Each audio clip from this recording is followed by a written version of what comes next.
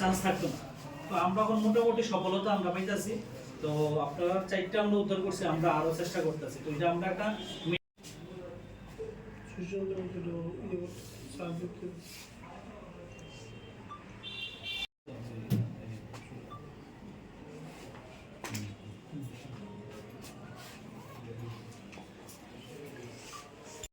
আজকে আপনাদেরকে দেখানোর একটি উদ্দেশ্য, বরাবরই আপনারা আমাদের ডাকে সাড়া দেন এবং আজকেও আপনারা সাড়া দেন, তার জন্য অনেক অনেক ধন্যবাদ বিশালগড় মিডিয়া প্রেসকে।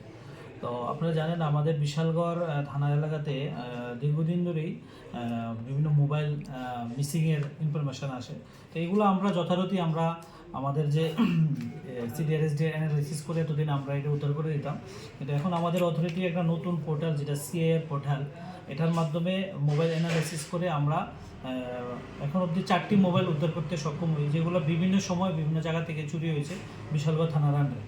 তো আমরা আজকে তাদের প্রকৃত মালিককে ডেকে এনে আমরা তাদের মোবাইলগুলি তাদের হাতে আমরা হ্যান্ড ওভার করি এবং তাদের কাছ থেকে আমরা জানতে পারি তারা বিশালগড়ি থানার আন্ডারে কোনো কোনো সময় জায়গা থেকে চুরি হয়েছে।